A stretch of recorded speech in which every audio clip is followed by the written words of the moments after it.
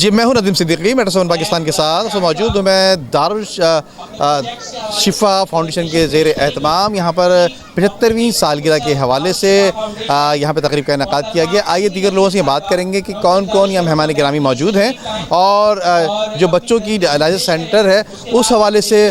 طبی حوالے سے کیا کچھ سہولیات یہاں فراہم کی جاتی ہیں اور یقیناً یہاں پر مفت فراہم کی جاتی ہیں، اسی حوالے سے یہاں کے آنر اور جو دیگر مہمان گرامی ان سے آئی بات کریں گے۔ آئیے دیکھیں، آج ابھی دارالشفا کے اس میں موجود ہیں ہم۔ قیام پاکستان کا 75واں سال مکمل ہونے کی سیلیبریشن ہے۔ یہ وہ تمام ادارے جو کہ کراچی میں بالخصوص کام کر رہے ہیں، میں یہاں پر صرف دو چیز کہنا چاہوں گا کہ بالعموم کراچی کے جو ادارے ہیں، چاہے وہ ایدی فاؤنڈیشن ہو، چاہے وہ JDC ہو، چاہے وہ KKF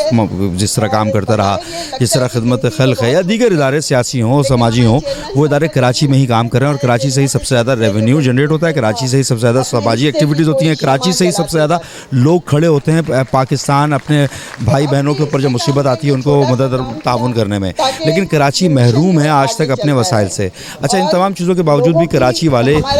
کام کر رہے ہیں جس طرح ریاست کو ہونا چاہیے، جس طرح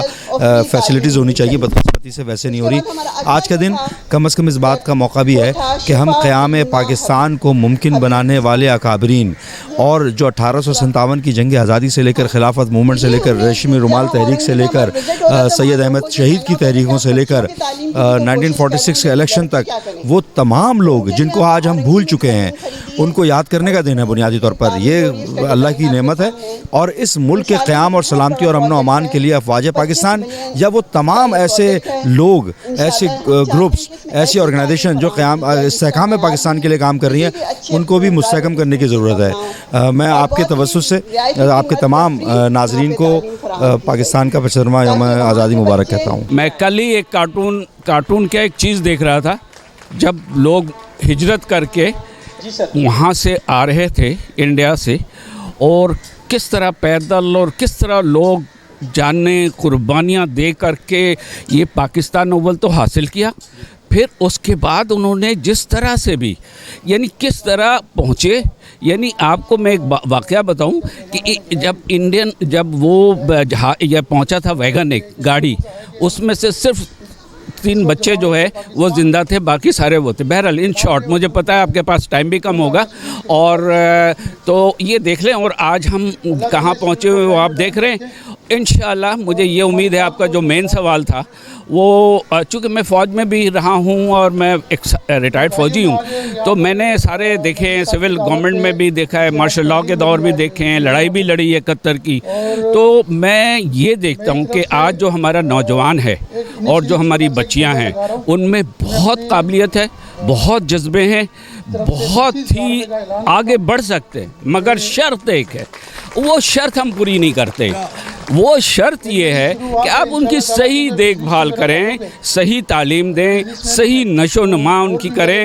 مگر کہاں سے کریں؟ زیادہ تر ہم غربت کی لائن سے نیچے ہے ہمارا پاکستان، تو ہم کہاں سے کریں؟ تو ہم کر رہے ہیں،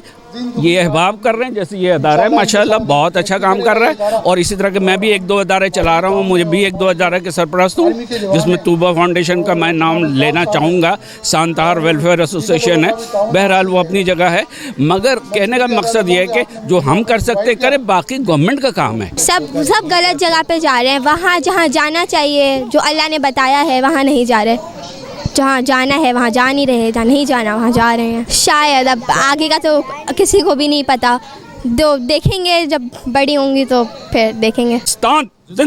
پاکستان زندہ باد، پاک فوج زندہ باد، پاک فوج زندہ باد۔ عمدہ میں پکائیں اور جی بھر کے کھائیں۔